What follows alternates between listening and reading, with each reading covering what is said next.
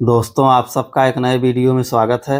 इसमें हम लेकर आए हैं इतिहास से संबंधित कुछ महत्वपूर्ण प्रश्न जो आपकी आगामी परीक्षा में बहुत हेल्प करेंगे। अगर आपको वीडियो पसंद आए तो प्लीज़ लाइक और शेयर जरूर करिएगा। तो चलिए शुरू करते हैं। आज का पहला प्रश्न है, भारत के राष्ट्रीय ध्वज का डिजाइन किसने तैयार किया था? Option A Annie Besant, option B Sarojini Naidu, option C madam Bhikaji Cama, option D Pingali Venkayya. इसका सही उत्तर हो जाएगा ऑप्शन डी पिंगली वेंकैया। भारत के राष्ट्रीय ध्वज को स्वतंत्रता सेनानी पिंगली वेंकैया ने डिजाइन किया था। पिंगली वेंकैया ने साल 1916 से 1921 तक दुनिया भर के करीब 30 देशों के झंडों का अध्ययन किया था। साल 1921 में बनाए गए उनके डिजाइन पर ही भारत का वर्तमान झंडा आधारित है। पिंगली वेंकैया एक विख्यात लेखक, भूविज्ञानी, शिक्षाविद और कृषक भी थे। पिंगली वेंकैया के निधन के 46 साल बाद 2009 में उनके नाम पर डाक टिकट जारी किया गया था। अगला प्रश्न है, व्यक्तिगत सत्याग्रह में विनोबा भावे को प्रथम सत्याग्रही चुना गया था। दूसरा सत्याग्रही कौन था? Option A doctor Rajendra Prasad, option B Pandit Jawaharlal Nehru, option C Sardar Vallabh Bhai Patel, option D इनमें से कोई नहीं। इसका सही उत्तर हो जाएगा ऑप्शन बी पंडित जवाहरलाल नेहरू। व्यक्तिगत सत्याग्रह में विनोबा भावे को पहला सत्याग्रही चुना गया था और दूसरे नंबर पर जवाहरलाल नेहरू थे। तीसरे नंबर पर ब्रह्मदत्त थे।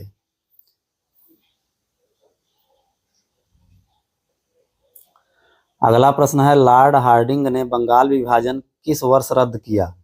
ऑप्शन है 1905 ईस्वी में, ऑप्शन बी 1907 ईस्वी में, ऑप्शन सी 1911 ईस्वी में, ऑप्शन बी 1912 ईस्वी में। इसका सही उत्तर हो जाएगा ऑप्शन सी 1911 ईस्वी में।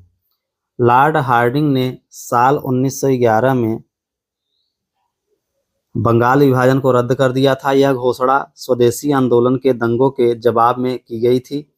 बंगाल का विभाजन 16 अक्टूबर 1905 को हुआ था। उस समय भारत के वायसराय लॉर्ड कर्जन थे। अगला प्रश्न है, अलीपुर बमकांड में अरविंद घोष का बचाव किस वकील ने किया था? Option A B C Pal, option B C R Das, option C Bhula Bhai Desai, option D Motilal Nehru. इसका सही उत्तर हो जाएगा सी आर दास, चितरंजन दास। अलीपुर बमकांड में चितरंजन दास द्वारा अरविंदो घोष का बचाव किया गया था। अलीपुर बम मामले की साजिश वर्ष 1908 में हुई थी।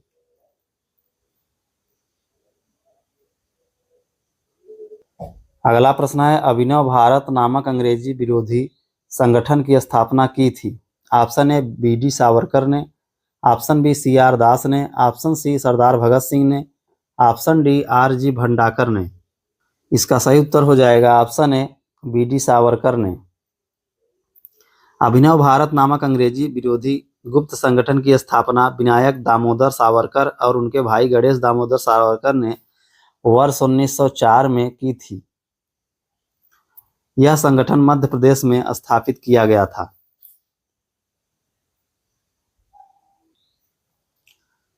अगला प्रश्न है, किसने मोहम्मद अली जिन्ना को हिंदू मुस्लिम एकता का दूत कहा था? ऑप्शन है Sarojini Naidu, option B Rajkumari Amrit Kaur, option C Sardar Bhagat Singh, option D Annie Besant. इसका सही उत्तर हो जाएगा ऑप्शन है सरोजिनी नायडू। 11 अगस्त 1947 को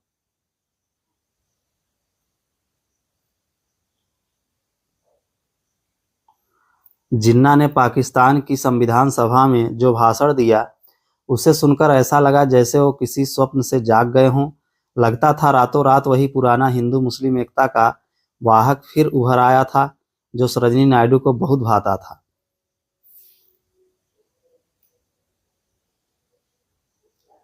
अगला प्रश्न है, सूरत की फूट के बाद कांग्रेस किसके हाथ में आ गई? ऑप्शन ए गरम दल वालों के, ऑप्शन बी नरम दल वालों के, ऑप्शन सी उग्रवादियों के, ऑप्शन डी इनमें से कोई नहीं। इसका सही उत्तर हो जाएगा ऑप्शन बी नरम दल वालों के। अगला प्रश्न है, राजनीतिक स्वतंत्रता राष्ट्र की प्राणवायु है, यह कथन किसका है? Option A Motilal Nehru, option B Aurobindo Ghosh, option C Mahatma Gandhi, option D Womesh Chandra Banerjee. इसका सही उत्तर हो जाएगा ऑप्शन बी अरविंद घोष।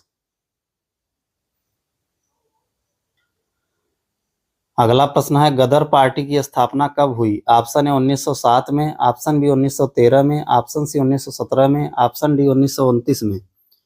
इसका सही उत्तर हो जाएगा ऑप्शन बी 1913 में। गदर पार्टी की स्थापना 15 जुलाई 1913 में हुई थी। अमेरिका के सैन फ्रांसिस्को के एस्टोरिया में अंग्रेजी साम्राज्य को जड़ से उखाड़ फेंकने के उद्देश्य से गदर पार्टी की स्थापना हुई थी।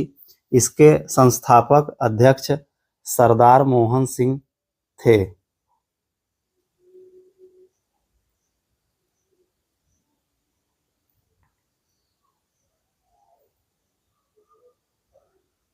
अगला प्रश्न है, किसने ऑल इंडिया मुस्लिम लीग की स्थापना की थी? Option A Syed Ahmad Khan, option B Nawab Salimullah Khan, option C Mohammad Iqbal, option D इनमें से कोई नहीं। इसका सही उत्तर हो जाएगा ऑप्शन बी नवाब सलीमुल्लाह खान।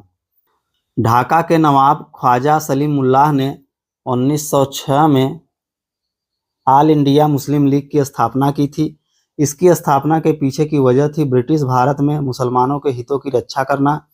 इस पार्टी का गठन महामहिम शैक्षणिक सम्मेलन के वार्षिक अधिवेशन के दौरान हुआ था। इस सम्मेलन में उपमहाद्वीप के कई राज्यों से आए मुस्लिम दीन शामिल हुए थे। ढाका के नवाब सलीम सल्लाह खान ने इन सभी को निमंत्रण दिया था। अगला प्रश्न है, किस भारतीय आंदोलन का शीर्ष गीत बना वंदे मातरम? ऑप्शन ए स्वदेशी आंदोलन, ऑप्शन बी असहयोग आंदोलन, option C Champaran, option D इनमें से कोई नहीं। इसका सही उत्तर हो जाएगा ऑप्शन ए स्वदेशी आंदोलन। स्वदेशी आंदोलन के दौरान पहली बार वंदे मातरम लोगों का लोकप्रिय गीत बना। भारत के वायसराय लॉर्ड कर्जन द्वारा 1905 में बंगाल के विभाजन के साथ स्वदेशी आंदोलन शुरू हुआ और 1911 तक जारी रहा। इसका सबसे ज्यादा प्रभाव बंगाल में था।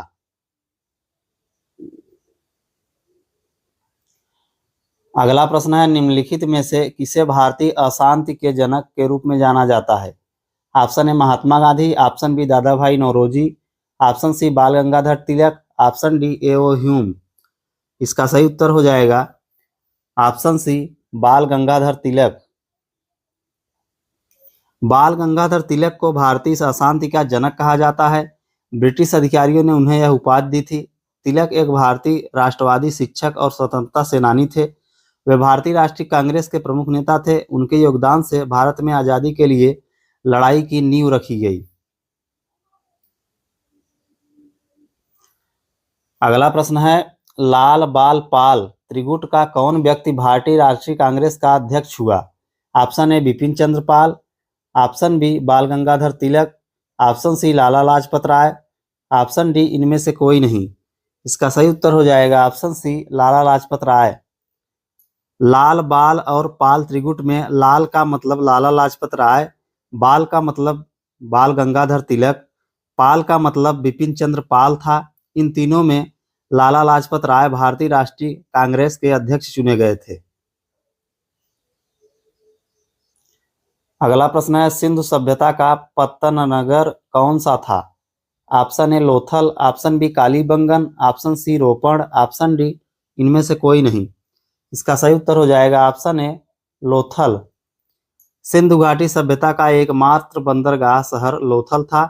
यह गुजरात के अहमदाबाद जिले में साबरमती नदी की सहायक नदी भोगवा नदी के किनारे बसा था। लोथल को विश्व के सबसे प्राचीन बंदरगाहों में से एक माना जाता है। लोथल से मिले अवशेषों से पता चलता है कि यहाँ से तांबा, चांदी, सोना, रत्न, हाथी दांत, कांच जैसी चीजों का व्यापार किया जाता था। लोथल में एक अच्छी तरह से बनी हुई गोदी थी। यह गोदी 210 मीटर लंबी और 35 मीटर चौड़ी थी। लोथल की खोज साल 1954 में रंगनाथ राव ने की थी।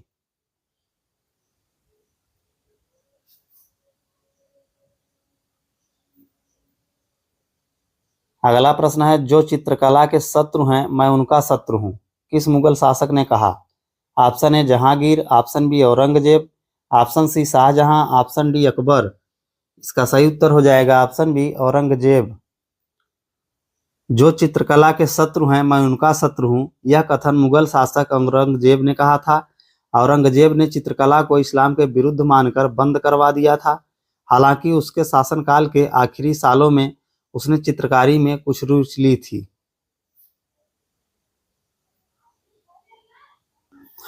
अगला प्रश्न है, मेवाड़ के युद्ध तथा चित्तौड़ की संधि किसके शासनकाल की महत्वपूर्ण उपलब्धि है? Option A Aurangzeb, option B Akbar, option C Jahangir, option D Shah Jahan. इसका सही उत्तर हो जाएगा ऑप्शन सी जहांगीर।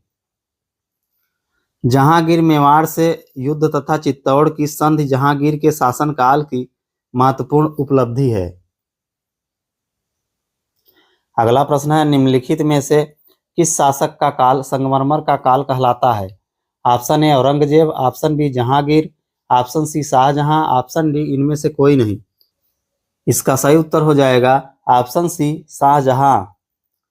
मुगल बादशाह शाहजहां के शासनकाल को संगमरमर का काल कहा जाता है। ऐसा इसलिए कहा जाता है क्योंकि उनके समय में बने हर निर्माण में संगमरमर का व्यापक इस्तेमाल किया गया था। शाहजहां के शासनकाल में मुगल स्थापत्य कला अपने चरम पर थी। इस दौरान संगमरमर के साथ साथ पित्रादूरा तकनीक का भी इस्तेमाल किया गया। पित्रादूरा रंगीन पत्थरों की जड़ाई की तकनीक है। मुगल भारत में इसे प्राचीन कारी कहा जाता था। शाहजहां ने ताजमहल का निर्माण कराते समय इसी तकनीक का इस्तेमाल करवाया था। शाहजहां ने अपने शासनकाल में कुछ प्रमुख स्मारक बनवाए, जो हैं आगरा का किला, लाल किला, जामा मस्जिद, शीश महल। अगला प्रश्न है, किस मध्यकालीन भारतीय शासक ने पट्टा एवं कबूलियत प्रथा की आरंभ की? Option A Sher Shah, option B Mohammad bin Tughlaq, option C Akbar, option D Alauddin Khilji. इसका सही उत्तर हो जाएगा ऑप्शन ए शेरशाह। शेरशाह सूरी का जन्म 1486 ईस्वी में हुआ था। वह भारत में सूरी राजवंश का संस्थापक था। सासाराम बिहार उसके साम्राज्य की राजधानी थी।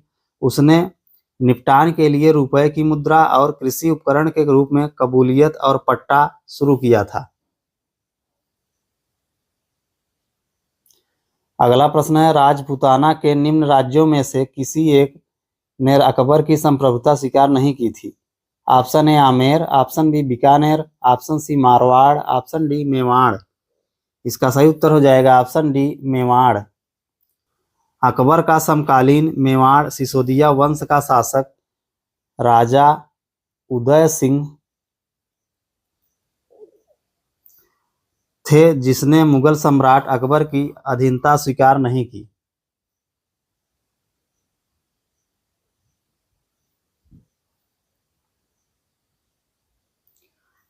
अगला प्रश्न है, मुस्लिम लीग का प्रथम अध्यक्ष कौन था? Option A Agha Khan, option B Hasan Khan, option C Hamid Khan, option D इनमें से कोई नहीं।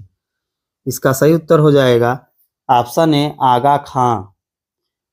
मुस्लिम लीग के पहले अध्यक्ष नवाब वकार उल मुल्क मुश्ताक हुसैन थे।